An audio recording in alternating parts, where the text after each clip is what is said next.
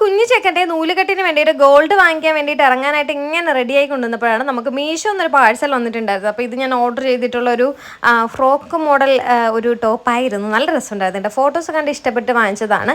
ഇതിന് വേറൊരു മോഡൽ ഈ പണ്ടുണ്ടായിരുന്നു, ഇപ്പോഴൊന്നും അല്ല, പണ്ട് ദേവിന് 1 വയസ്സോ 2 വയസ്സോ ആ ഒരു ടൈമിലുണ്ടായിരുന്നു. ഇതുപോലെ ബെൽറ്റൊക്കെ ഉള്ളത് തന്നെയായിരുന്നു. 250 രൂപയാണ് ഈ ഒരു ഡ്രസ്സിൻ്റെ റേറ്റ് വന്നത്. വലിയ റേറ്റ് ഒന്നുമില്ല, നമുക്ക് അഫോർഡ് ചെയ്യാൻ പറ്റുന്ന റേറ്റാണ്. ഇട്ട് കഴിഞ്ഞാൽ നല്ല ഭംഗിയാണ്. എനിക്ക് ഭയങ്കരമായിട്ട് ഇഷ്ടപ്പെട്ടിട്ടുണ്ടായിരുന്നു. അങ്ങനെ പുതിയ ഡ്രസ്സൊക്കെ ഇട്ട് റീലൊക്കെ എടുത്തിട്ട് പിന്നെ നമ്മൾ ഗോൾഡ് വാങ്ങിക്കാൻ വേണ്ടിയിട്ട് പോവുകയാണ് കേട്ടോ.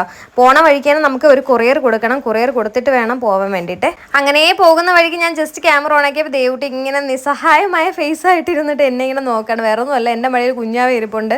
അപ്പോഴത്തേക്ക് അവൾക്കൊരു സങ്കടം, നമുക്ക് ഫ്രണ്ടിലോട്ട് വരാൻ പറ്റില്ലല്ലോ എന്നുള്ളത്. എന്നാലും ഇടയ്ക്കൊക്കെ ഞാൻ വിളിച്ച് ഫ്രണ്ടിലോട്ട് ഇരുത്തുവേ. അപ്പോൾ ഗോൾഡ് വാങ്ങിക്കുന്ന കഥയെന്ന് പറയുമ്പോഴത്തേക്ക് നമ്മളെ പോലുള്ള മിഡിൽ ക്ലാസ് ഫാമിലിക്കാർക്ക് ഈ ഒരു ടൈമിൽ ഗോൾഡ് വാങ്ങിക്കുക എന്നുള്ളത് കുറച്ച് ടഫായിട്ടുള്ള ഒരു കാര്യമാണ് കേട്ടോ. എന്നാലും പിന്നെ നമുക്ക് നൂലിട്ടാണല്ലോ, വാങ്ങിക്കാതെ ഇരിക്കാനും പറ്റത്തില്ല. അങ്ങനെ ഞാൻ അക്കൗണ്ടിൽ നിന്ന് ക്യാഷ് കാര്യങ്ങളൊക്കെ എടുത്തിട്ടാണ് പോകാനായിട്ട് പോകുന്നത്. കടയിൽ എല്ലാം എടുത്ത് വെച്ചിട്ടുണ്ട്. പിന്നെ പാട്ടൊക്കെ ഇട്ട് അടിച്ച് പൊളിച്ചാണ് പോകുന്നത്. വിഷ്ണു അപ്പുറത്ത് കൊറിയർ കൊടുക്കാൻ പോയതാണ്.